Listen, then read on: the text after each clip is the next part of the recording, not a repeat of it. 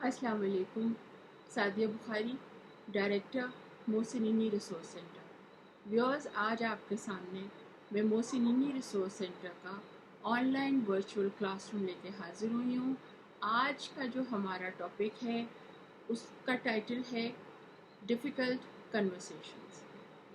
आज हम बात करेंगे पाकिस्तान में जो इस वक्त जेंडर जस्टिस के हवाले से हालात प्रेवलेंट हैं, और ख़ास तौर पे जब से नूर मुक़द्दम का बेईमाना कत्ल ज़ाहिर जाफ़र ने 21 जुलाई 2021 को किया, तो हमारे सामने एक तलख़ हकीकत हमसे आँख से आँख मिलाकर देख रही है। हमें अब बहुत क्लियरली ये बात समझ आ चुकी है कि पाकिस्तान जैसे गरीब मुल्क में एक साहिब इक़्तिदार,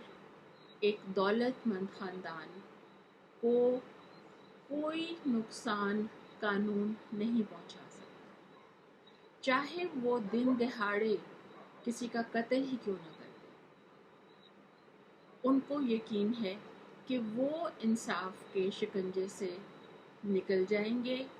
और उनको कोई नहीं पकड़ सकता।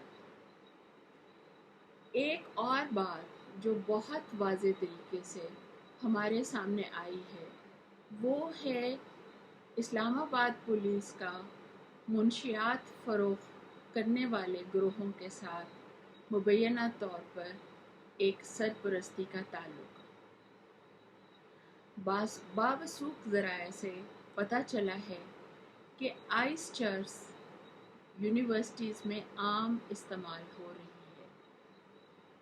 शीशा सेंटर्स आइस को फैलने में मदद कर रहे हैं। F11, आपारा, बाराकहू, गोलड़ा, तरनौल और नूरपुर शाह ड्रग्स का हब हैं। यहाँ तक कि जो ट्रेल 5 और ट्रेल 3 हैं उसकी भी झाड़ियों के पीछे मुंशियात फ़रोख्त हो रही हैं। ऐसे में जो हाई एंड पार्टीज़ इस्लामाबाद में होती हैं उनमें आइस और पिल्स की कॉकटेल्स बहुत आम दस्तयाब है। ज़्यादातर ड्रग यूज़र्स का ताल्लुक़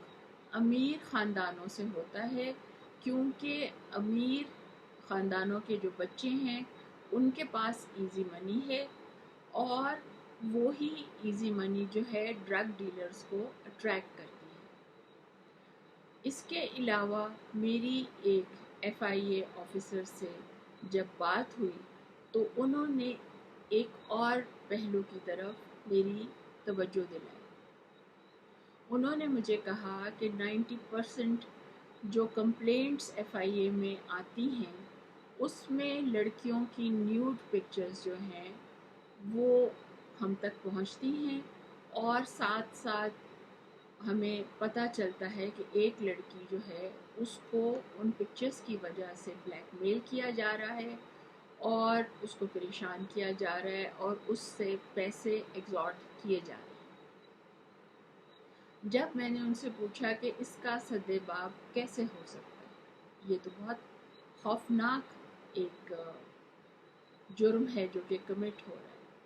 तो उन्होंने मुझे कहा कि सबसे पहला रोल जो है वो फैमिलीज़ का है।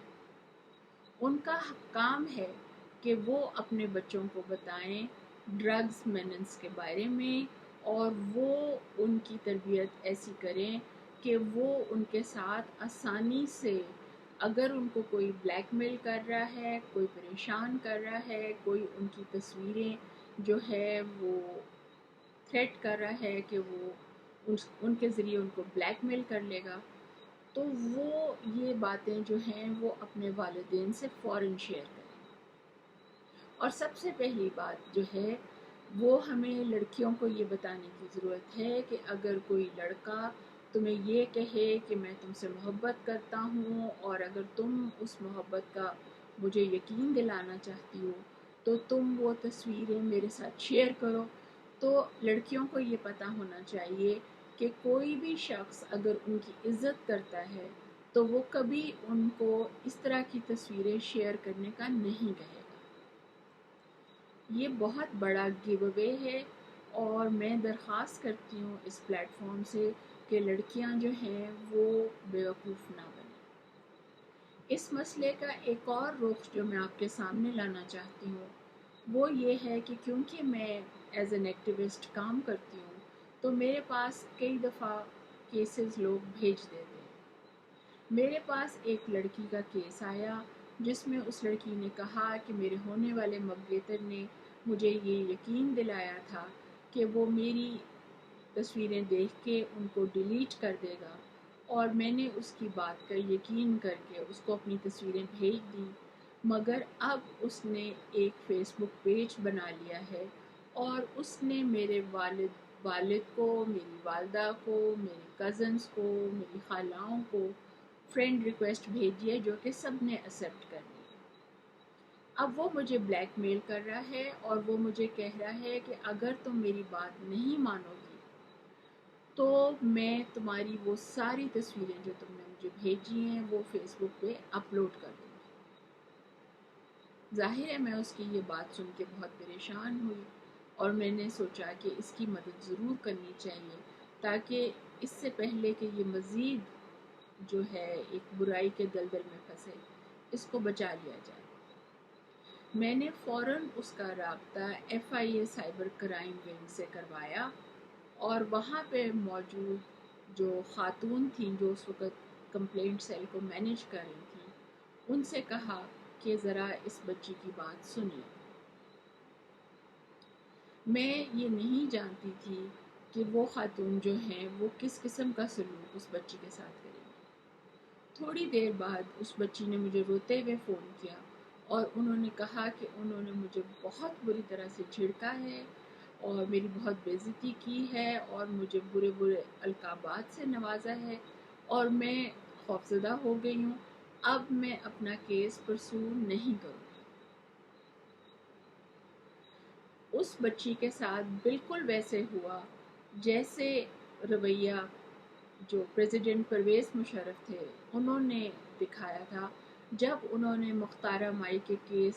کے درمیان میں یہ کہا تھا کہ جب کوئی عورتیں ویزا حاصل کرنا چاہتی ہیں کینیڈا کا یا امریکہ کا تو وہ اس قسم کے الزامات لوگوں کے اوپر لگا دیتی ہیں۔ یا مجھے اس وقت یاد آئے CPO لاہور عمر شیخ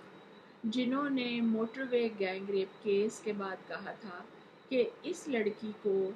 یہ نہیں چاہیے تھا کہ وہ اتنی رات کو نکلے، اور اگر وہ نکلی ہی تھی تو اس کو پہلے اپنا گاڑی کا پیٹرول چیک کر لینا چاہیے تھا۔